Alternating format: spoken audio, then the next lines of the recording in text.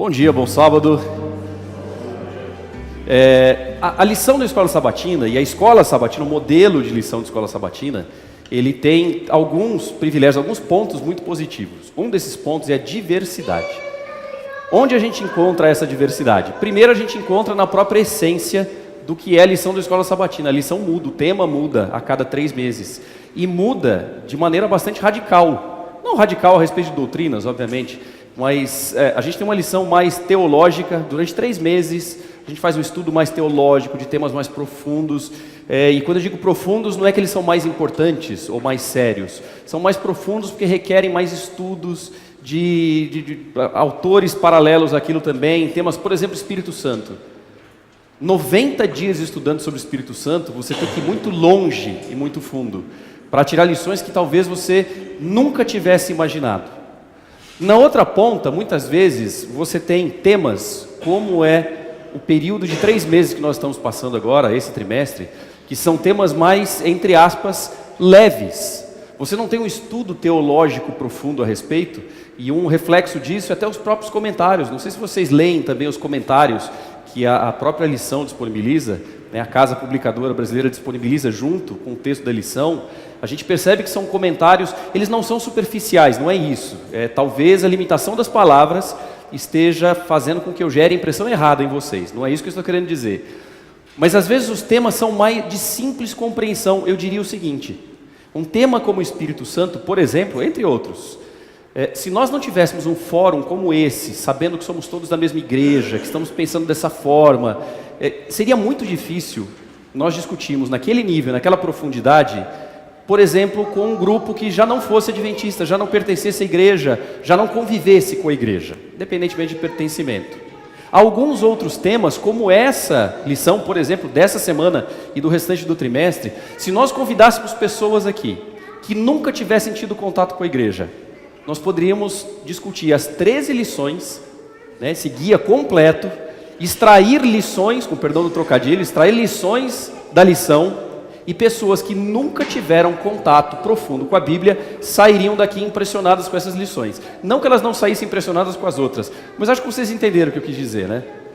Essas lições que nós estamos vendo agora, esses 3 meses, elas não são menos importantes, elas não são mais simples nas suas aplicações, mas elas são de mais simples compreensão e mais simples aplicação. E aí vem a primeira pergunta: por quê? São históricas e falam de vidas de pessoas. É isso mesmo, são histórias de quê? De vidas de pessoas. Você consegue olhar para pessoas ao seu lado, obviamente aqui é uma forma de linguagem, uma figura de linguagem, porque são pessoas de 2000 anos atrás, mas você olha para pessoas ao seu lado e fala: olha, tinham 2 braços, 2 pernas, 2 orelhas, como eu, desde que não seja a história de Malcolm, né? Durante alguns minutos que teve uma orelha só. Terrível essa, né, Heber? Não devia ter contado essa. Mas tem 2 orelhas, tem a cabeça, tem 2 braços, tem 2 pernas. São pessoas como nós, tem as dificuldades que nós temos, tinham as dificuldades que nós temos hoje. Dá para tirar lições muito interessantes, muito importantes, lições como essa. Isso tem a ver com diversidade. É por isso que a gente percorre tantos temas diferentes.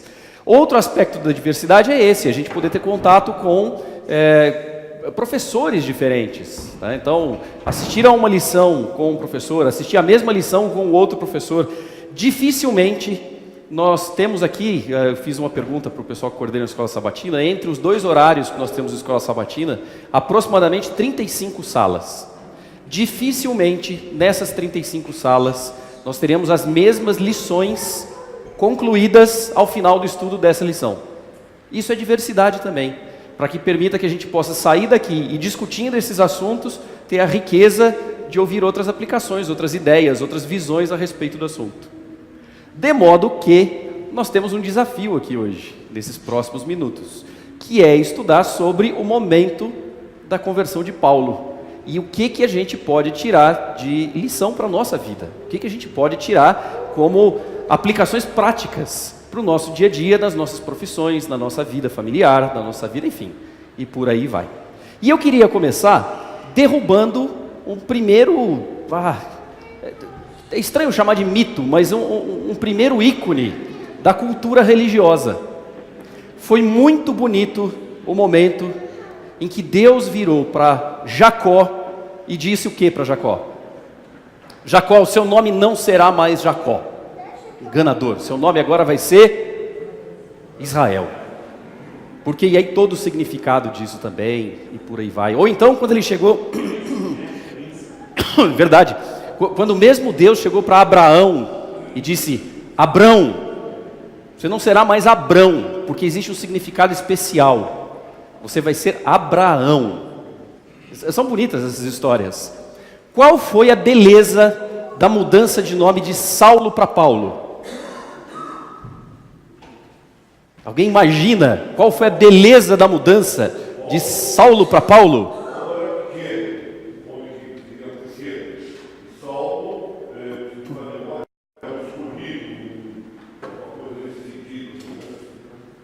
É verdade, os significados dos nomes caminham aí. Mas qual foi esse momento de mudança de Saulo para Paulo? Esse é uma espécie de primeiro mito cultural religioso, ou religioso cultural. Porque o Nelson foi no ponto certo. Há significados diferentes do nome.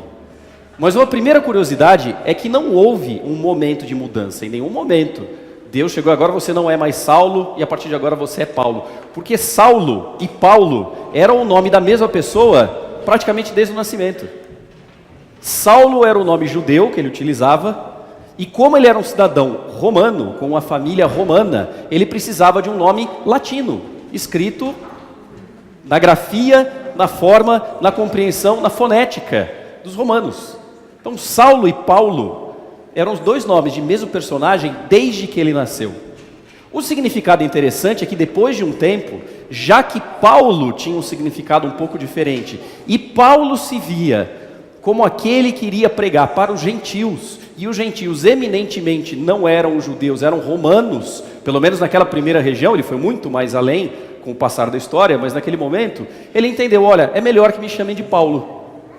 Esse é um primeiro ponto interessante, que ele tinha uma missão específica que impactou até a sua mudança aliás, a sua escolha de qual nome ele utilizaria. Mas não é exatamente sobre isso que eu queria falar. Eu queria hoje propor que nós tirássemos lições de 3 personagens. O primeiro personagem, por suposto e claramente, Paulo. O que a gente pode tirar de lições desse momento da vida de Paulo? O segundo personagem, Ananias.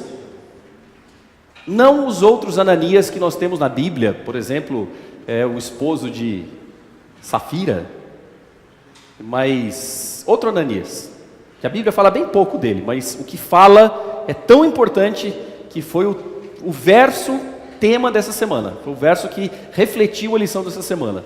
E o terceiro personagem, teoricamente, que veio antes de Paulo e Ananias, Estevão. Mas eu queria terminar com Estevão. E aí, voltamos, portanto, no primeiro dos 3, que é o próprio Paulo. Paulo, naquele momento da vida dele, ele tinha uma característica bastante interessante. Ele tinha sido formado potencialmente como um pastor, apesar dele ter outras atividades também. Lá na frente, na Bíblia, Paulo mesmo manifesta que ele fazia outras coisas para viver, ele não recebia financeiramente do Evangelho, mas naquele momento de vida, em que ele ainda não havia se convertido, pelo menos, e aí é outra coisa que nós temos cuidado, temos que ter cuidado para entender, dá a impressão assim que Paulo era totalmente ímpio, e depois ele se converteu. Na verdade, o primeiro ponto que eu queria pegar é exatamente esse. Quando nós falamos de conversão de Paulo, na verdade a gente deveria pensar na mudança de Paulo. Porque convertido, entre aspas, religioso, ele já se considerava. E aliás, é exatamente esse o ponto. Paulo foi preparado para ser um pastor, para ser um líder da sua igreja organizada, do que ele compreendia como a igreja correta. Ele havia sido criado assim. Durante anos, décadas da sua vida ali, ele tinha sido preparado para ser isso. Aliás, ele tinha sido um instruído direto, talvez, pela história bíblica, de um dos maiores professores da religião judaica, que já houve, Gamaliel. Olha só que coisa interessante. Portanto, Paulo, quando nós olhamos, vamos usar Saulo para diferenciar os momentos só, apesar de entender que é a mesma pessoa. Mas quando nós olhamos para a vida de Saulo, qual é a primeira impressão que nós temos, geralmente? Qual é a primeira leitura que nós fazemos, o primeiro julgamento? Que era um perseguidor. que era um safado, que era um demoníaco, que era um calhorda, que era um canalha. Como é que ele podia fazer isso com os cristãos? A gente coloca na mesma categoria de Nero matando a própria mãe. A gente coloca na mesma categoria vamos lá, vamos pensar. Pediu a cabeça de João Batista na bandeja. Segundo tradição cristã, gente, o nome dela, a ponta da língua. É o Herodes, sim, mas a dançarina. Saulo, que pediu a cabeça, a gente coloca na mesma categoria. Saulo era um calhorda. Saulo não era um calhorda. Saulo não era um canalha. Saulo era o que a igreja institucionalizada da época judaica, obviamente, Cristo já estava presente ali, mas a igreja judaica daquela maneira organizada começou antes de Cristo, era o que melhor a igreja poderia preparar. Eram das melhores pessoas, personalidades, talentos, era a promessa da igreja. Sabe a estrela da igreja? Estrela no sentido que a gente usa para atores, né, atrizes, grandes executivos. Era a estrela daquela corporação, era Saulo.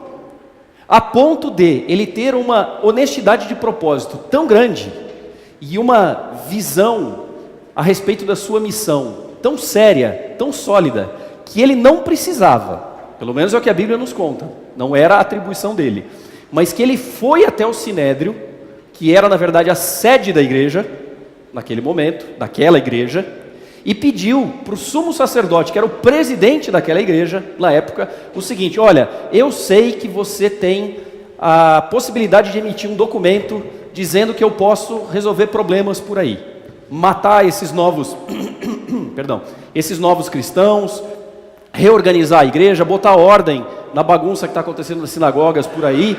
Você me dá essa atribuição, essa credencial? Ele foi atrás disso. Demonstrava o quê? Um zelo muito grande. Demonstrava o quê? Um senso de missão. Era aquela missão que ele entendia muito grande. Vejam, eu não estou querendo justificar que aquilo estava certo. O que eu estou querendo é encontrar características da personalidade de Saulo. Um zelo muito grande, um foco na missão, uma compreensão de que a igreja era algo a ser defendido, que a fé que ele compreendia era algo a ser defendido. Pois não.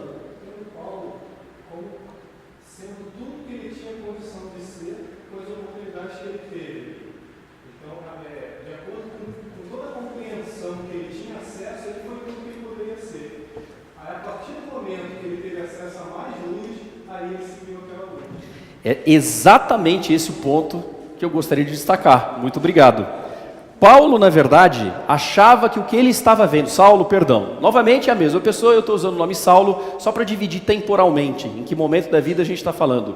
Saulo, naquele momento, olhava para aqueles cristãos recém-convertidos, e pessoas falando, e aquela história daquele Jesus, e olhava para as pessoas mudando o seu comportamento nas sinagogas ou em volta delas, e achava aquilo uma loucura, achava aquilo uma heresia, porque aquilo era contra a igreja, que ele conhecia como igreja, e achava aquilo um crime, inclusive, numa profunda honestidade de propósito. Se você tiver uma profunda honestidade de propósito numa coisa errada, a coisa vai continuar sendo errada, mas você estará demonstrando muito a respeito do seu caráter, você estará demonstrando muito a respeito dos seus valores, do seu comportamento como cidadão, seu comportamento como membro de uma família, membro de uma comunidade, e era isso que Saulo demonstrava. Deus fez uma leitura que só ele poderia fazer do coração de uma pessoa como Saulo. Claro, pode falar.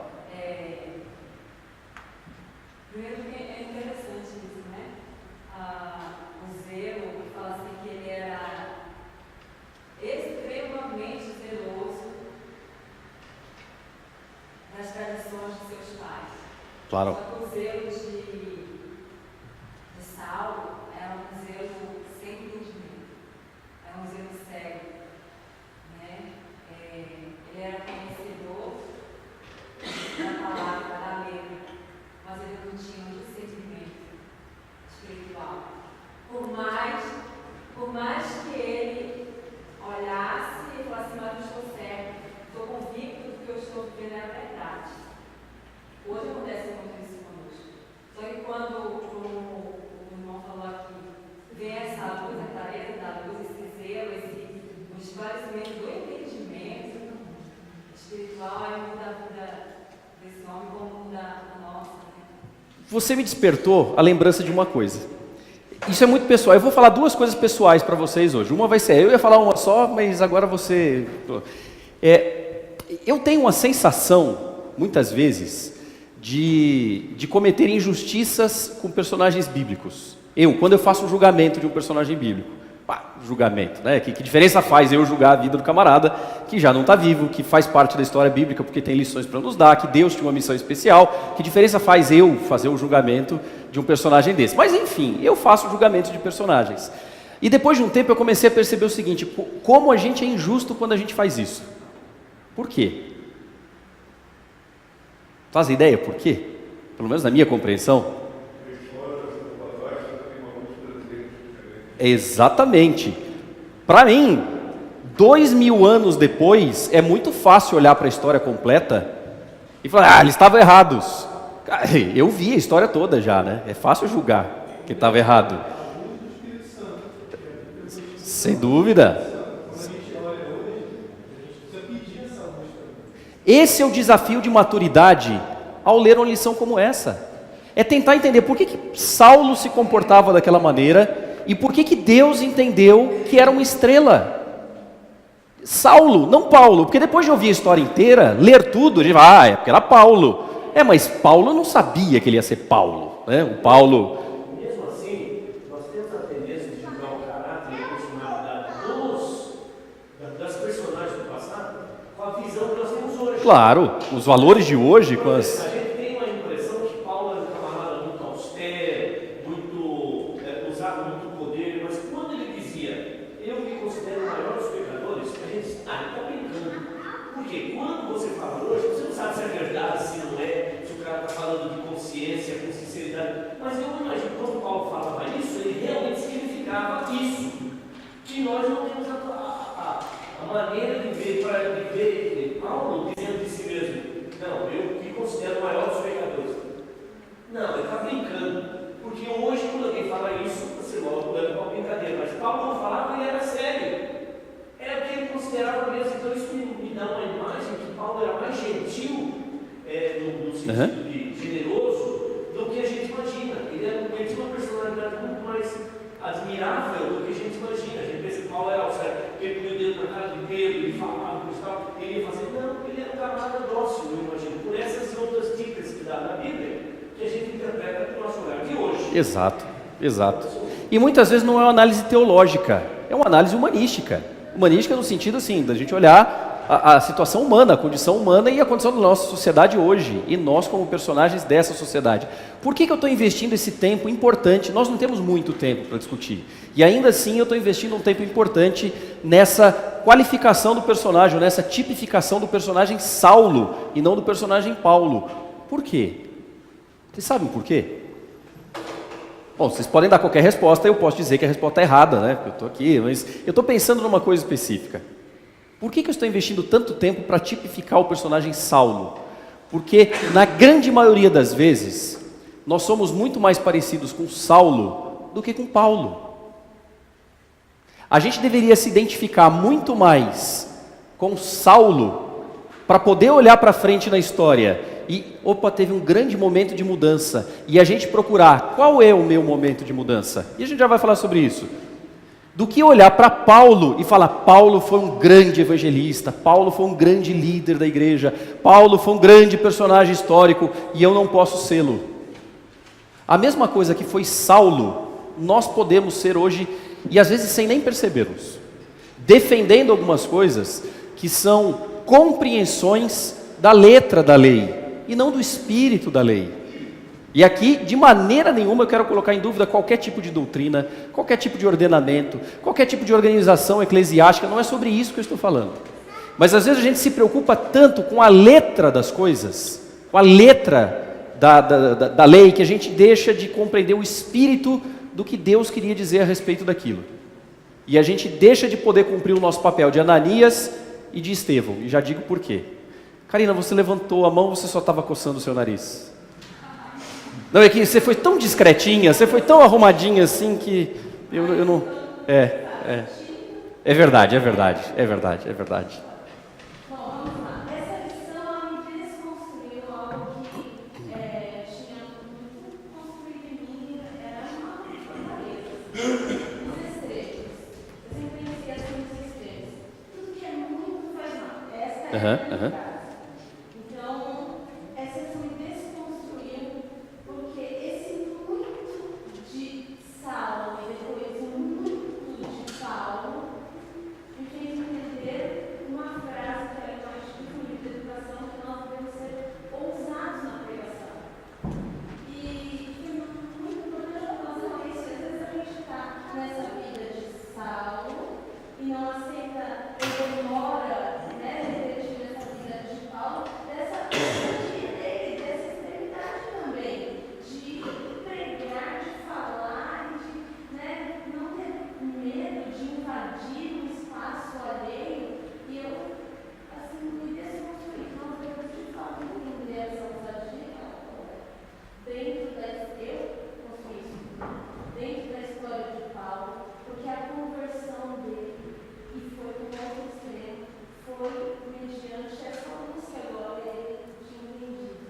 Pois é. Ele era cego enquanto achava que estava bem. E quando ele de fato ficou cego, Aí que ele começou a ver as coisas. Mas eu queria falar uma coisa antes, e eu vou te interromper, querida, porque eu ia falar exatamente de você agora. Então, já que eu ia falar de você, aí depois eu te passo a palavra. Olha só, eu estou incomodado aqui de eu falar a respeito dessa mudança de Saulo, para a gente se identificar com Saulo, de honestidade de propósitos, mas que Deus leu o coração, porque era uma pessoa tão honesta nesses propósitos, nessa defesa. E aí Ellen White tem uma passagem sobre isso, a gente encerra esse primeiro pedaço falando dessa passagem, ou dessa citação, e eu ia dizer o seguinte: muito pouco provável que alguém aqui nessa sala tenha tido tantas experiências, pelo menos em escutar proximamente tantas experiências, exatamente nesse perfil que eu estou dizendo, de Saulo como zeloso, como firme numa coisa tal, mas errado, e de repente tem uma mudança, quanto a professora Creiane, na produção de quantos programas, 180 graus? Mais de 200. Muitos deles são assim, pessoas que a gente olha de fora e fala, estava no lixo absoluto, e Deus resgatou. Mas quantos e quantos programas não eram pessoas que falaram, eu tinha certeza que eu estava certo. E eu não estava no lixo, eu não estava drogado, eu não estava preso, eu não estava batendo na esposa, eu não estava... Eram pessoas boas, que tinham certeza que estavam certas. E houve uma mudança. Eu já ouvi alguns do programa da professora Creiane apresentando. Imagina ela que acompanhou as 200 histórias. Ou mais até, para selecionar as 200.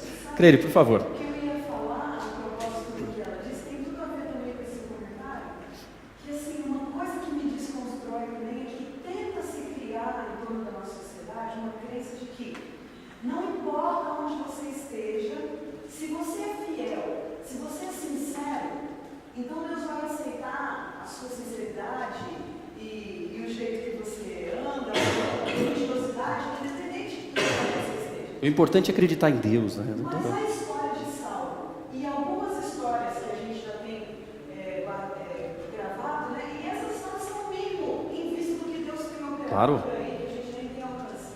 Mas a verdade é a seguinte: Deus quer dar mais luz para as pessoas. Porque senão ele teria deixado Saulo sendo sincero, já que ele fazia tudo no melhor das intenções, então fica aí bonzinho fazendo o seu trabalho. Ele era uma pessoa boa. Ele não oferecia mal nenhum para a sociedade, muito pelo contrário, ele acrescentava para a sociedade dele. Mas Deus falou, não, você tem que sair daí e você tem que vir com uma luz maior. Então, é isso que eu tenho ouvido também no programa, com histórias de pessoas que eram sinceras em outros lugares. Deus tem uma luz maior para dar, não só para nós, Claro, que claro. nos incomodamos com a nossa religiosidade meia boca, mas para outros também. Vou fazer uma pergunta para vocês relacionado a isso. Aliás, uma pergunta não, uma colocação para fazer a conexão com essa citação de Ellen White que vocês devem ter lido na lição de vocês também, na lição de sexta-feira mais especificamente. É tão verdade isso que Deus lê o propósito do coração, mas coloca as pessoas no caminho certo, ou dá a luz para que as pessoas entendam que toda essa honestidade de propósito precisa ser canalizada para as coisas certas. Não adianta só o bom propósito, não adianta só o bom coração. Era isso que era perigoso da gente parar nos 3 primeiros minutos da minha apresentação aqui, quando eu comecei a falar muito bem de Saulo. realmente o propósito era muito bom, os valores eram valores positivos, eram virtuosos, para a coisa que não era a coisa que Deus queria, para o caminho que não era o caminho que Deus queria, que Deus propicia essa mudança. Ellen White diz o seguinte, você deve ter lido: quando um bom general morre, o seu exército perde muito. Ele deixa de ter a experiência daquele general, a liderança, a inspiração, a experiência de tantas batalhas vividas. O exército perde muito, mas o outro exército inimigo não ganha nada. Talvez tenha a vantagem de falar, bom, se os outros perderam, nós vamos, mas objetivamente não ficaram mais fortes, não ganharam nada com a morte de um general. Agora, quando um bom general muda de lado, aí, além de levar toda essa experiência, toda essa inspiração, todo o conhecimento de como é aquele lado, ele ainda fortalece muito o exército do lado de cá. Claro que eu estou explicando a situação dela, né? Ela não escreveu dessa forma. Se vocês lerem a lição, vocês vão ver que assim, ela fala do general que tomba e depois fala, mas quando um grande caráter, uma grande personalidade muda de lado, o ganho é absurdamente grande. Quem consegue fazer essa leitura de quem é a grande personalidade, o grande caráter, a grande estrela? Deus faz essa leitura. E foi exatamente isso que aconteceu. Agora a gente começa a falar de Paulo, que é o mesmo. Mas assim, foi quando Deus olhou e falou, esse cara é diferente. Ele é um enviado. Na verdade, ele pediu para Gamaliel, olha, me envia, me dá aquela credencial de enviado. Era o que significava a palavra, né? O título ponta da língua, em hebraico. O título em hebraico que dava nome para aquela função que Paulo pediu para Gamaliel era exatamente, significava enviado. O enviado especial para alguma coisa. Um emissário especial, muito obrigado, mas era um emissário especial para alguma coisa. E Deus faz exatamente essa mudança para ele continuar sendo o que ele gostaria de ser. Só para a gente seguir, acho que o Nelson tinha pedido. A lição de relacionamento, sempre para mim, a gente fica dentro do contexto histórico e é interessante, tem um ampla a discussão. Mas eu queria te perguntar, professor, na frente, se você vivesse o tempo de Paulo e você fosse cristão e visse Paulo cometendo todas aquelas atrocidades, o que você pediria para Deus? Me tira dessa, inclua-me fora dessa, nesse momento. Deus, por que o Senhor não mata Paulo? Mas não tenha dúvida, não tenha dúvida, não tenha dúvida. Exato, exato. Contextualizando, essa semana eu estou muito com as duas reportagens da televisão, mostrando dois grandes artistas cometendo verdadeiras barbáries cristãs, escarnecendo o nome de Deus, de Cristo, exatamente afrontando um show, dizendo que Deus era isso, aquilo, os pejorativos desse nomenclatura moderna da homem e mulher, coisas assim que eu disse, Senhor, por que não desceu fogo, não fulminou esse indivíduo, essa mulher, mas por quê? Porque é cadeia nacional. E eu sou cristão, eu fiquei assim profundamente indignado, eu não quero a salvação dele, eu quero que ele morra. Eu acredito que, eu fico pensando, colocando no meu lugar assim, que Cristo pensa, como eu devo agir como cristão em relação a esse fato que nos serve assim, das mesmas barbáries contemporâneas nossas. Muito provavelmente a gente tivesse a reação que a gente teria lá atrás olhando para Paulo, né, para Saulo. É verdade, é verdade. Eu falo assim, como igreja a gente fica assim, realmente, eu fico muito incomodado com isso, eu fico pensando, às vezes, meu Deus, tinha um homem desse, uma mulher dessa, que está profanando, escarneando, será que não, eu fico pensando, será que, não pensando, duvidando, mas será que a graça de Deus vai atingir o indivíduo desse ao ponto de revertê-lo para trazer Como é que a gente pode julgar? Porque se a gente, você tocou no ponto, porque se a gente fosse julgar Saulo, nunca, queima o cara, meu.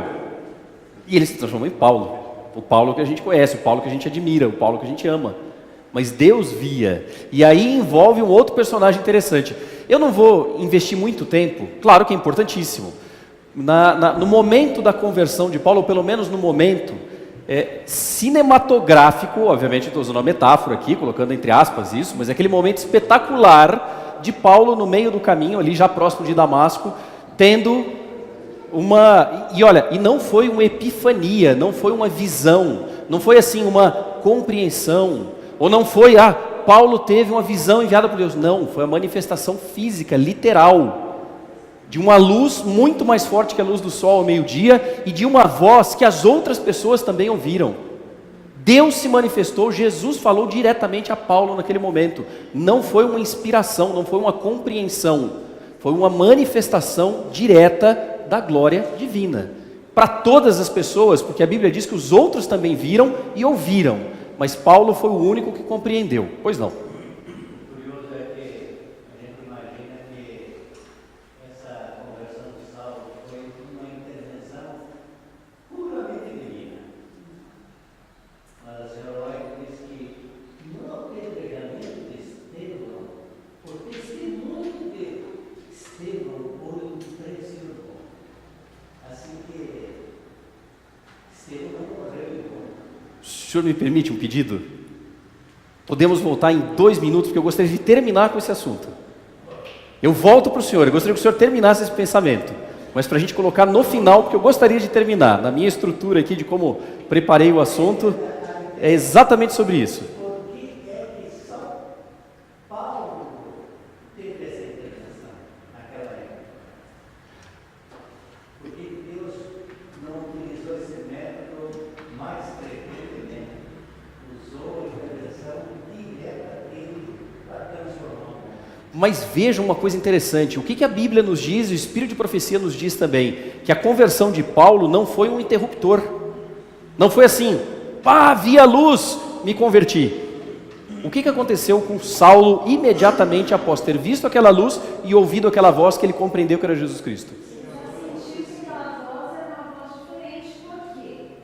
Porque eles não acreditavam nisso. Claro, exato. Naturalmente, eles se tratavam quando conheciam alguém no deserto próximo, eles repetiam o nome. Então, Pedro, você é meu amigo, Pedro, estamos próximos. Então ele vem e fala, Saulo, por que me persegue? Na hora eu pergunto, quem és tu, Senhor? Opa!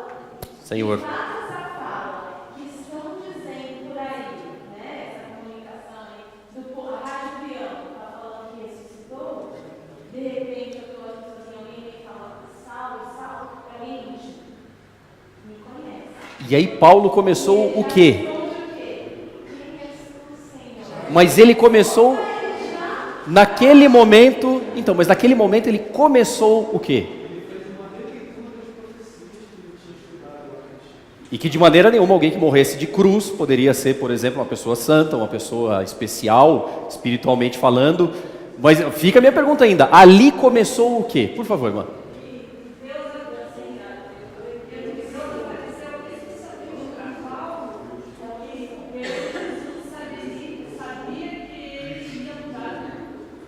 Claro, claro. Fazia parte do plano, como um todo. Mas volto à minha pergunta, ali naquele momento, começou o quê? Que durou? Exatamente.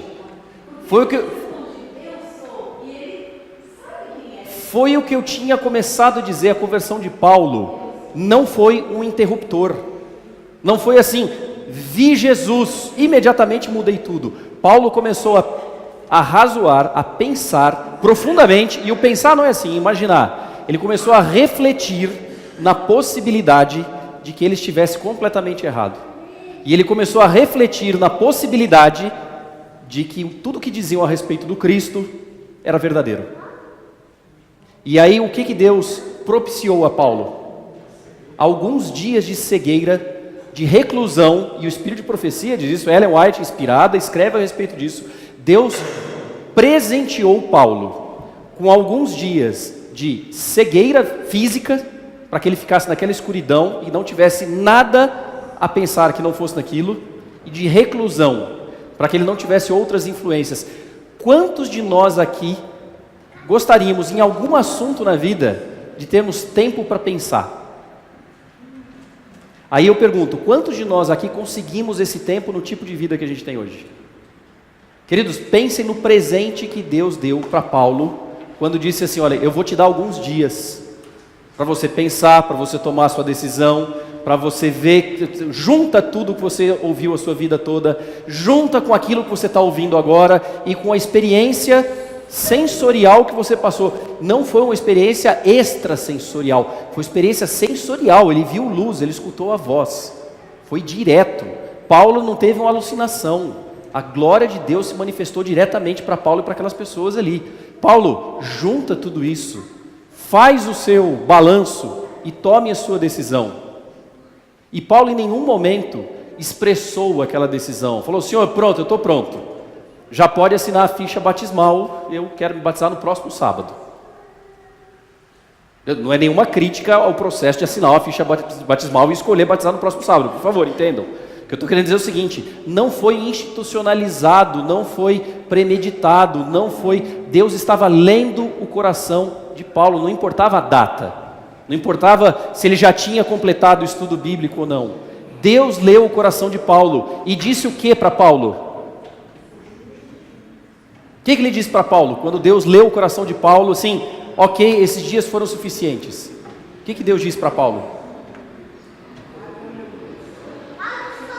Primeiro, Deus não disse nada para Paulo. Ele disse para outra pessoa.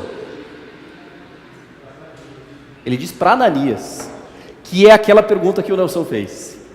Ananias, Deus dizendo para Ananias, você que é uma pessoa zelosa na igreja, que cuida dos seus irmãos cristãos, que entende que isso é a verdade. Lembra o que eu falei de Saulo? Então, mesma coisa para Ananias. Ananias, toda a defesa que você faz de tudo, eu tenho uma missão especial para você. Qual é a missão, Senhor? Vai dizer para Saulo de Tarso que eu o aceito, que eu compreendi, porque ele já teve um sonho. Eu mandei esse sonho para ele, que você vai entrar lá no quarto que ele está, vai tirar a cegueira dele, obviamente, ali como intermediário do poder de Deus, e a partir dali ele pode começar o ministério dele. E aí Ananias disse o quê? Senhor, está em rede nacional, manda fogo. O senhor está louco? Só pode ser uma brincadeira. Porque tudo que Saulo fez com o pessoal lá perto de Jerusalém, agora ele vem para cá e eu sei que ele tem a mesma credencial, a mesma autorização para passar a espada na nossa garganta. O senhor está mandando... aliás, a carta dizia isso, que ele estava indo fazer. E aí o senhor está me mandando para encontrar com ele. Primeiro ponto, eu estou entrando em risco, porque ele vai fazer isso comigo. Segundo, quer dizer que ele está preso, entre aspas, está cego, está debilitado. Ele está tudo o que a gente sempre quis. E aí Deus diz o que para Ananias? A frase é muito legal, a frase que Deus diz para Ananias. É muito prática. Mas antes disso, antes do vá, Deus tratou Ananias como ele não tratou Moisés. E isso deve ter uma lição para a gente. Quando Deus disse para Moisés, Moisés, vai libertar o povo, o que Moisés disse? Senhor, não dá, eu sou velho. Aí o que Deus disse? Moisés, eu dou um jeito, eu vou te dar saúde, eu vou te dar pessoas para te apoiar. Senhor, mas eu sou gago. Moisés, não se preocupe, no momento que precisar, meu espírito vai te acompanhar e você vai ter uma pessoa que fala muito bem, que é bem estudado, foi preparado para ser um sacerdote.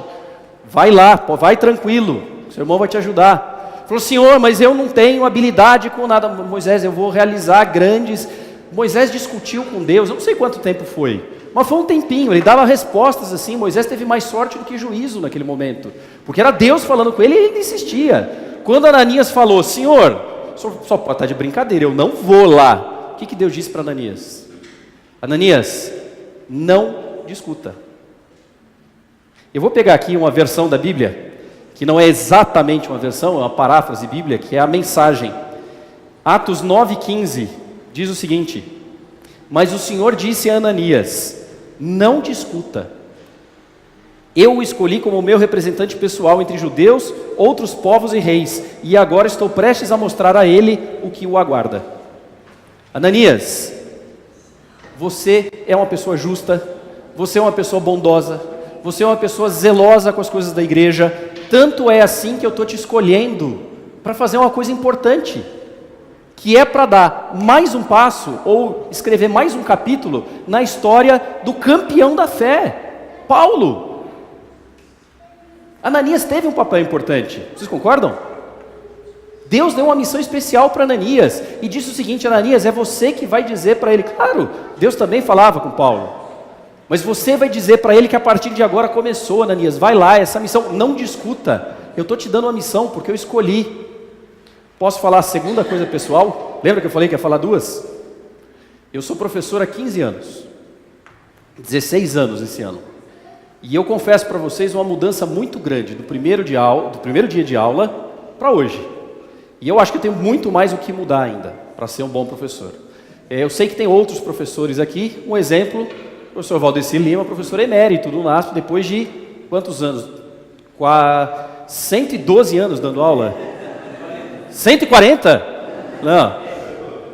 Pensa a experiência de alguém que tem 25 anos a mais do que eu em sala de aula. Teria mais coisa para aprender, professor? Sempre. Agora, qual é a pequena coisa que eu aprendi, que mais me impressionou nesses 16 anos, e aí não é mérito meu. Eu devo isso por estar no ambiente de uma universidade adventista, de uma escola cristã. Lá no começo, eu sou professor da área de comunicação, sou professor de publicidade. O professor Valdecir teve a generosidade, quando eu comecei a dar aula, nós éramos colegas de trabalho, já estava, e teve a generosidade de me aconselhar muitas vezes, saindo de reuniões que a gente chama de colegiados, reuniões de professores. Provavelmente ele não se lembre disso, eu lembro diretamente, porque ele era um ícone para mim dentro da igreja, eu o ouvia falar, era um pastor, eu prestava atenção, de repente era um colega de trabalho que me aconselhava. Desses conselhos todos que eu ouvi, o que mais fez diferença para mim foi o seguinte, durante esse tempo todo, e que mudou a maneira com que eu olho para os alunos. No começo eu entendia que a minha função dentro da universidade era formar bons publicitários. 15 anos depois, eu continuo achando que eu devo fazer todo o meu esforço como professor de publicidade para formar bons publicitários. Mas no começo, eu olhava para os alunos assim, esse pessoal, isso é um recado para vocês, tá? O pessoal que sentou no fundão agora. Eu olhava para os alunos assim e falava, cara, esse cara aqui, esse é show, esse aqui vai dar certo na vida, e dava certo mesmo. Aí a gente olhava para outros, olha, esses aí não se encontraram ainda, talvez um dia, tal. Mas a gente se engana, porque muitas vezes a gente olhava o pessoal do fundo e falava, esses aí não vão dar nada na vida. E às vezes não davam nada mesmo, né? A gente não estava tão errado assim algumas vezes. Mas que tipo de julgamento é esse? É o julgamento que Ananias fez. E aí eu comecei a perceber que a minha função como professor dentro de universidade adventista é olhar para todo mundo como uma possibilidade de Deus fazer alguma coisa muito importante. Que foi a lição que ele deu para Ananias em uma frase: Ananias, não discuta, eu escolhi aquela pessoa. Como é que Ananias podia saber que Saulo tinha sido escolhido? Porque todos os indícios eram o quê? Que ele ia ser o último escolhido. Ele era o cara que não era o escolhido. Ele era o escolhido pelo inimigo para fazer tudo aquilo. Ananias, com o seu critério, Ananias com a sua compreensão de mundo, de vida, de espiritualidade, de igreja, nunca olharia para Saulo e diria, esse tem o potencial para ser o escolhido de Deus. Deus disse para Ananias, Ananias, não discuta, aquele camarada é meu escolhido. E quando ele disse isso para Ananias, ele disse, sabe para quem? Disse para mim como professor. Ele não precisa falar comigo como ele falou para Ananias, porque ele já falou para Ananias e me deu a Bíblia para ler. E assim acontece dentro de uma sala de aula. Como é que eu posso olhar para um aluno e não imaginar que em algum momento Deus pode dizer, eu tenho uma missão especial para essa pessoa? Ou dentro da família, ou na comunidade, ou no ambiente de trabalho, ou na sua própria vida. Eu tenho uma missão especial. Portanto, LH, como professor, não discuta. Todos têm um potencial que Deus coloca e que Deus usa no momento correto. Não existe aluno melhor, aluno pior. Vamos expandir esse pensamento? Quando a gente olha, e aí foi o que o Nelson disse, eu olho para um artista na TV, Nelson, não discuta, Eu estou dizendo que essa pessoa, falando em nome de Deus agora, obviamente, essa pessoa pode ser meu enviado em algum momento. De repente, Nelson, daqui 10 anos, depois de tanta blasfêmia, essa pessoa vai ter uma conversão miraculosa e vai impressionar a vida de milhões que acompanham nas redes sociais. E isso pode converter milhares dessas pessoas. Nelson, não discuta. Karina, você trabalha aqui com 1.800 alunos. Cleriane, você já entrevistou 200 pessoas. Pastor Valdeci, você já pregou em 80 países do mundo. E conheceu milhões de pessoas potencialmente. E os outros aqui também, pastor Jobson, outros que eu conheço. Gente, não discuta. Você pode estar tendo nesse momento contato com uma pessoa que vai fazer a diferença que nós muitas vezes não conseguimos fazer. Portanto, um personagem muito importante da lição dessa semana é Ananias. Apesar de falar pouquinho, e é tão importante que o verso da lição não é Deus falando com Paulo, e não é alguma coisa que Paulo tenha escrito. O verso principal da lição é o que Deus falou para Ananias. Ananias, vá, porque esse aí eu escolhi. Olha o tamanho da diferença. Se você não se vê como Saulo, que tem honestidade de propósito, tem valores, tem princípios, mas talvez precise ser corrigido em sua rota, para se transformar no potencial de Paulo, você pode dizer assim, eu nunca teria o potencial de fazer o que Paulo fez. Mas muito possivelmente você pode se identificar com Ananias nessa lição.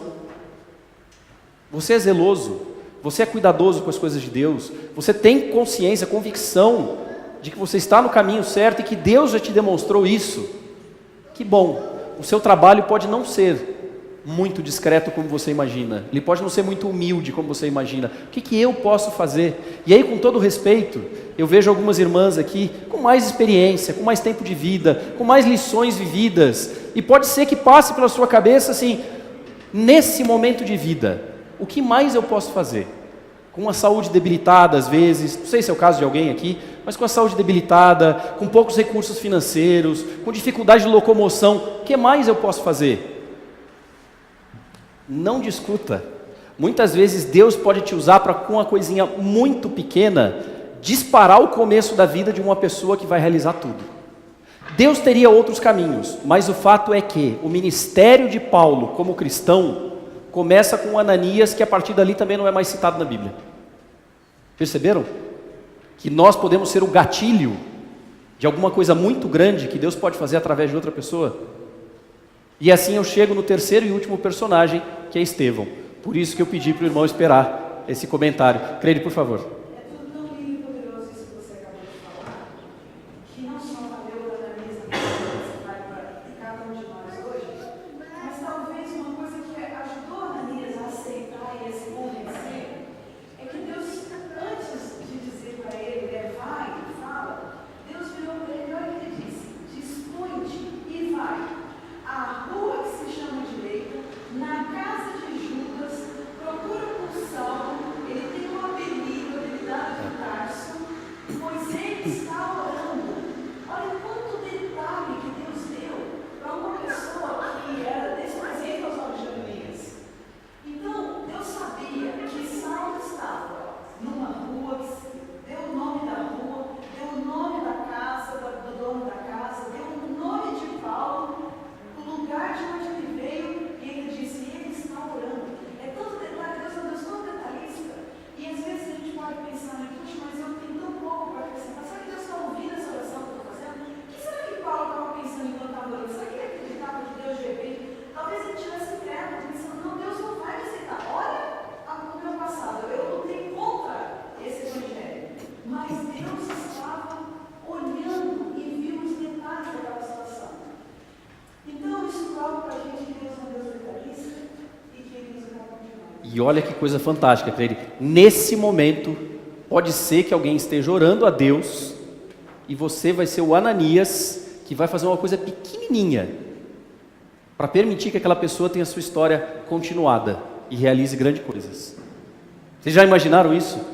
Numa lição que a gente veio estudar a conversão de Paulo, você já se imaginou que você pode ser Ananias, que eu posso ser Ananias? Mas não acabamos ainda, a gente já acaba em 1 minuto, mas... de comentar, muito nessa questão também, que é o enfrentar esse preconceito que Paulo teve. Porque ele tinha um modo e a gente facilmente falar,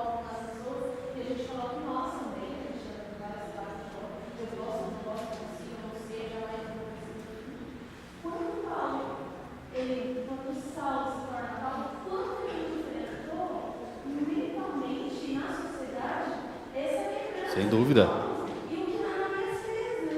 Então ele teve que também quebrar esse rótulo perante Ananias. Quantas vezes a gente tem dificuldade de sair do nosso lugar? Porque é uma identidade, né? Ali tem uma identidade dele. E a pessoa que ele deve conhecer um pouco mais sobre essas mudanças, o quanto a pessoa não enfrenta muito mais pela nova vida do que agora Claro.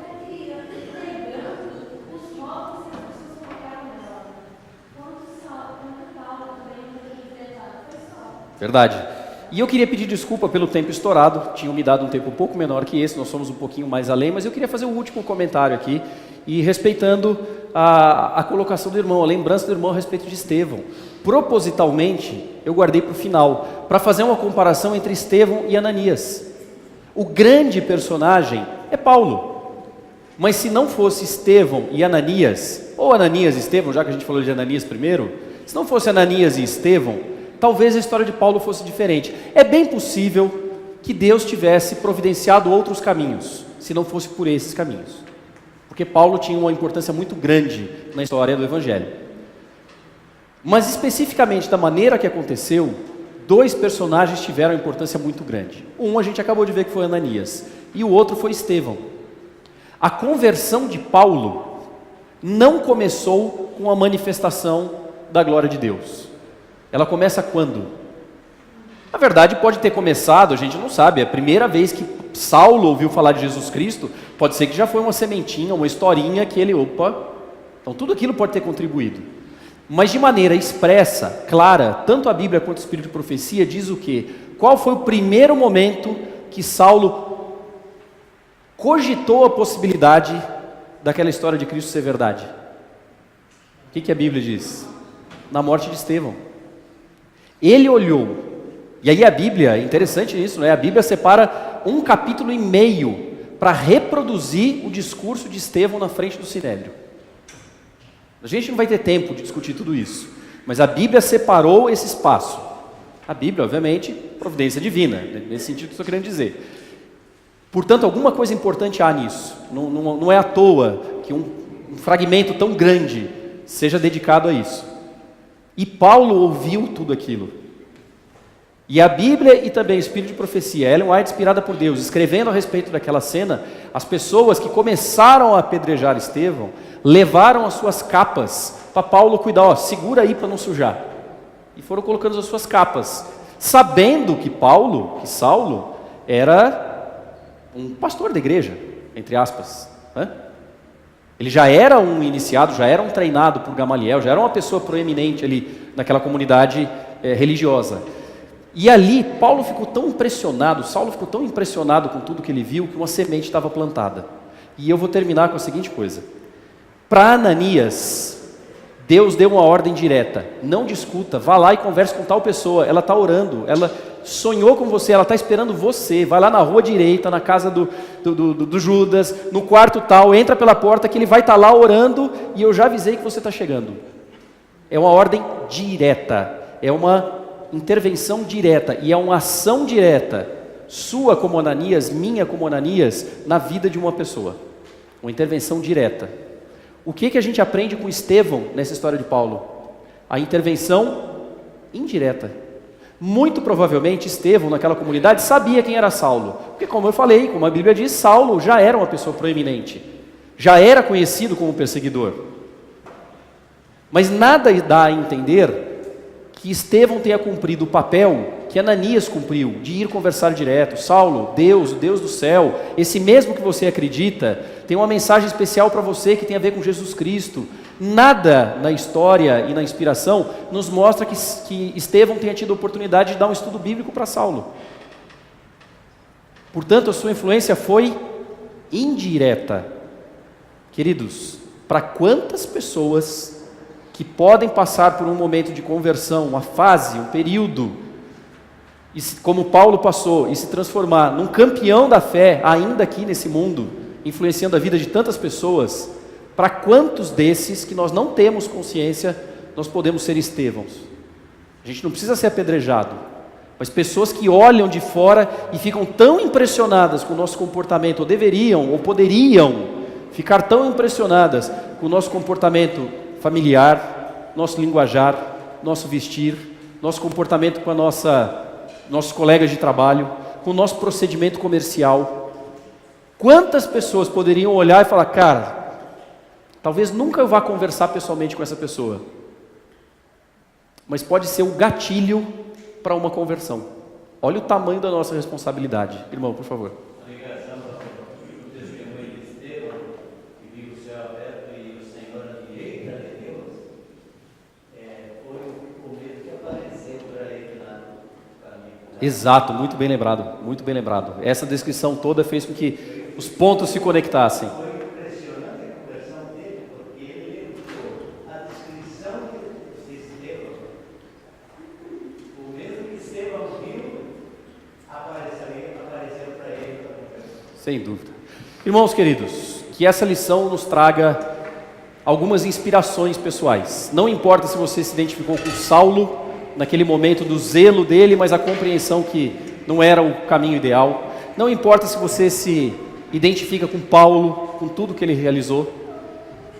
E não importa se hoje, pela primeira vez, você tenha se identificado com um personagem pequeno na Bíblia, em termos de narrativa, que foi Ananias, ou com Estevão. Essa lição nos trouxe tudo isso e muito mais, que a gente não consegue compactar aqui em 40, 50 minutos de discussão, mas que seja uma lição que a gente leve para toda a nossa vida. Vamos encerrar com uma oração?